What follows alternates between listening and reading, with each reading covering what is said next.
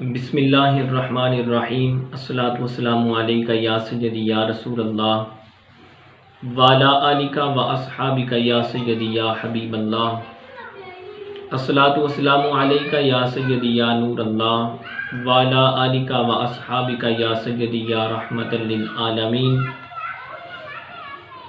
آج کے بعد انشاءاللہ تعالی ہم قرآن پاک کو بھی تھوڑا تھوڑا سمجھنے کی کوشش کریں گے۔ اللہ تبارک و تعالیٰ کی بارگاہ میں دعا کرتے ہیں کہ اللہ تعالیٰ ہمیں قرآن پاک کو سمجھ کر اس پر عمل پیرا ہونے کی توفیق عطا فرمائے، کیونکہ قرآن پاک ہی یہ ایسی کتاب ہے جو تمام انسانیت کی ہدایت کے لیے اتاری گئی ہے۔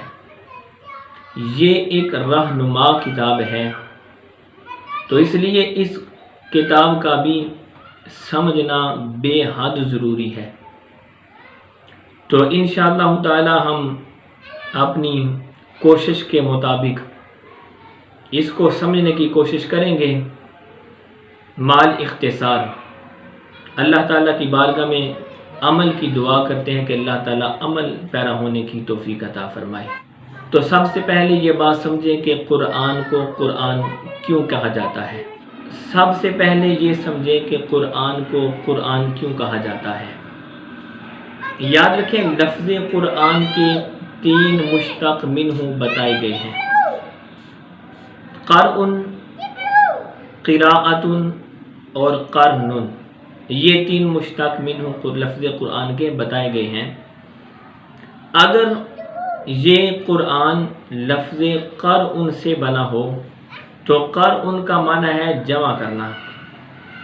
قرآن پاک کے اندر چونکہ تمام اولین اور آخرین کے علوم جمع فرما دیے گئے ہیں، اس لیے اس کو قرآن کہتے ہیں۔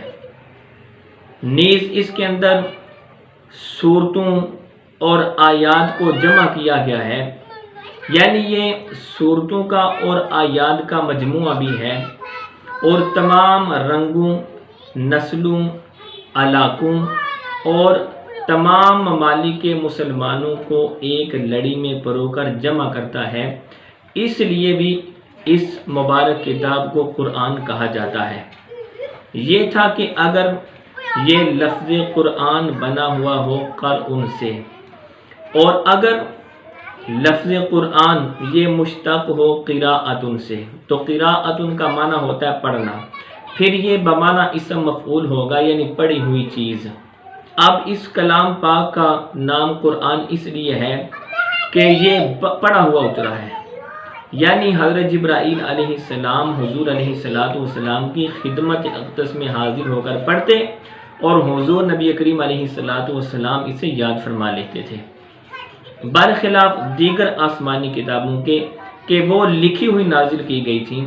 اور دوسرا یہ کہ جس قدر اس کتاب کو پڑھا گیا ہے اور پڑھا جا رہا ہے اور آئندہ پڑھا جائے گا، اس قدر کسی دوسری دینی یا دنیاوی کتاب نہ پڑھی گئی ہے، اور نہ ہی پڑھی جا رہی ہے، اور نہ ہی اس کو آئندہ پڑھا جائے گا۔ جس قدر قرآن پاک کو پڑھا جاتا ہے، اس قدر اور کوئی بھی کتاب نہیں پڑھی جاتی۔ اس لحاظ سے بھی اس کو قرآن کہا جاتا ہے۔ اگر لفظ قرآن مشتق ہو قرن سے، تو قرن کا معنی ہے ملنا اور ساتھ رہنا۔ چونکہ حق اور ہدایت یہ اس کے ساتھ ہیں، اس کی صورتیں اور آیات ایک دوسری کے ساتھ ملی ہوئی ہیں، اور اس میں عقائد، اعمال، اخلاقیات، سیاسیات، عبادات اور معاملات ساتھ ساتھ ہیں۔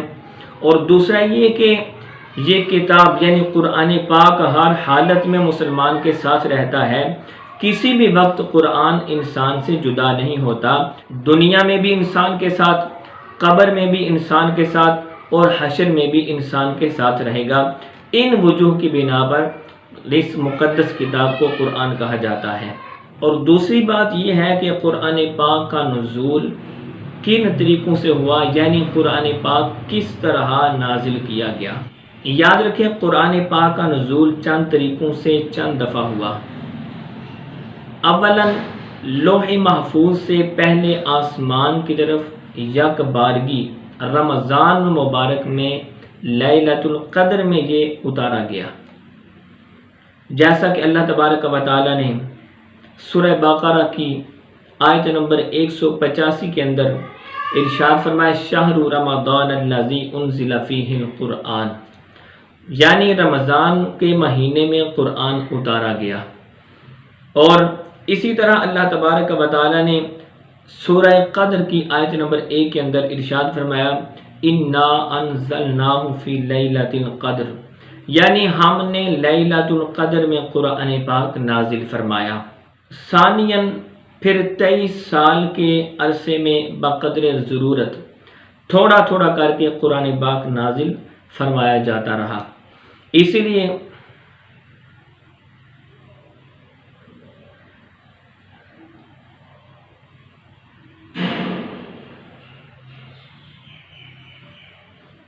اور تیسرا طریقہ یہ ہے کہ رمضان مبارک میں حضرت جبرائیل علیہ السلام حضور علیہ السلام کی خدمت اقدس میں حاضر ہو کر قرآن پاک سارے کا سارا سنایا کرتے تھے کما فی الحدیث۔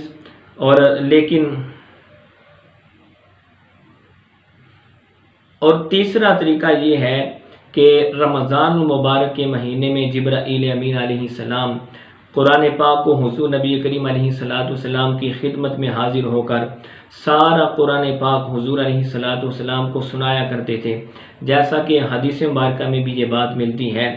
لیکن احکام قرآن کا نفوذ اور اجرا یہ دوسری قسم کے ساتھ متعلق تھا، یعنی بقدر ضرورت تھوڑا تھوڑا کر کے، جو کہ 23 سال کے عرصے میں قرآن پاک کا نزول ہوا۔